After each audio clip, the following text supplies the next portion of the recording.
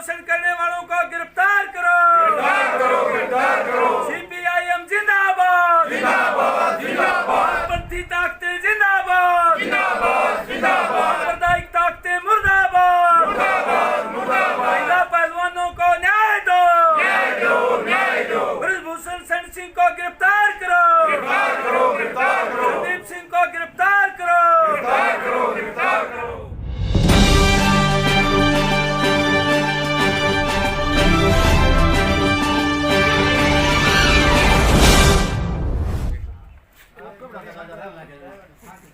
हाँ जी काउंट जी, आज का ये जो महिला पहलवानों का जो आंदोलन है, लगातार एक व्यापक समर्थन देश के स्तर के ऊपर उनके बढ़ता जा रहा था। हर हथकंडे सरकार के उससे पहले के जितने थे वो सब विफल किए गए। 28 तारीख को उन्होंने दमन करने की 28 मई को तमाम दमनात्मक हथकंडे, लोगों को गिरफ्तार करना, लड़कियों के साथ जिस तरह का मारपीट घसीटा गया, उसके खिलाफ आक्रोश और ज़्यादा भड़कता चला गया।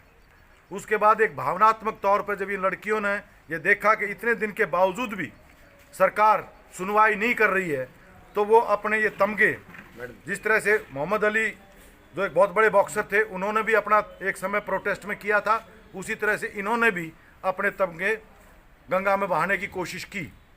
इससे एक भावनात्मक तौर पर देश को और ज़्यादा इनके समर्थन में आए, व्यापक पूरे देश के स्तर पर।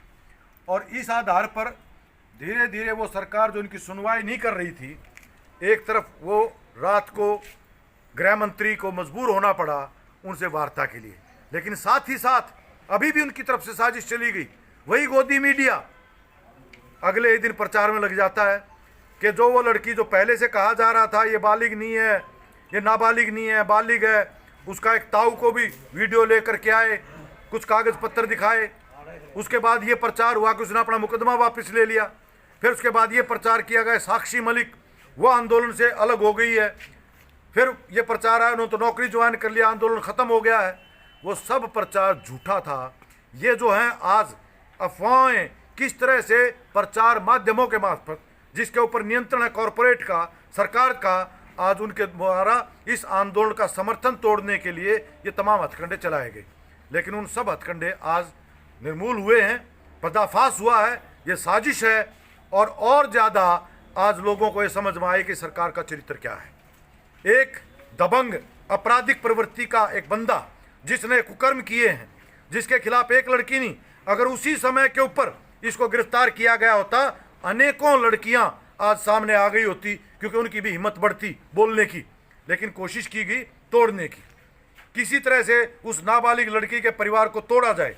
उसके ताऊ को तोड़ा गया, उसके बाप को खरीदने की कोशिश की गई, लेकिन वो नाकाम रहे। और इन लड़कियों ने बिल्कुल ऐलान किया है, हम मैदान में थे, मैदान में हैं, और जब तक गिरफ्तारी नहीं होगी तब तक हमारा आंदोलन ख़त्म नहीं होगा। नौकरी की बात तो नौकरी छोड़ी कब थी उन्होंने, नौकरी में पहले भी थे, छुट्टी पे थे। अब छुट्टी खत्म होगी तो छुट्टी एक ज्वाइन करेंगे, फिर आंदोलन में आ जाएंगे। सारे कर्मचारी नहीं करते, छुट्टी लेकर ज्वाइन करें, फिर छुट्टी भी ले रहे हैं, फिर आंदोलन कर लेते हैं। सारे कर्मचारी करें, लड़ा आंदोलन करते हैं, ऐसे ही उनका है। लेकिन उन्होंने ये भी कह दिया कि न्याय के संघर्ष में अगर नौकरी भी छोड़नी पड़ी तो नौकरी को भी लात मार देंगे। ये बहुत बड़ी बात है। और इस रूप में हम निश्चित तौर पर कह सकते हैं कि जितना व्यापक आज समर्थन मिल रहा है, और ये बीजेपी की आज जिस तरह से छिलछिली बाजें हो रही पूरे देश के स्तर पर, निश्चित तौर पर इस सरकार को बात भी करनी पड़ेगी, गिरफ्तार भी करना पड़ेगा। और ये तमाम मांगे निश्चित तौर पर मानी जाएंगे। जैसे किसान आंदोलन के संबंध में आपने देखा, सारे हथकंडे फेल हुए, जनता के समर्थन से हुए, जनता के आंदोलन से हुए। आज भी जनता के आंदोलन के बल के ऊपर इन पहलवानों का जो व्यापक समर्थन, कल भी आपने देखा 1 तारीख को तो हिंदुस्तान के 1000 जिलों में पुतले दहन हुए थे, और इन 5 तारीख ने देखेंगे तो हरियाणा के अंदर ही अकेले 1000 गांव में पुतले दहन हुए, शहर कस्बे छोड़ दो अलग, 1000 गांवों में पुतले दहन हुए। ये व्यापक समर्थन बढ़ता जा रहा है। और इसी के आधार के ऊपर इन लड़कियों को जब तक न्याय नहीं मिलता तब तक ये आंदोलन रहेगा।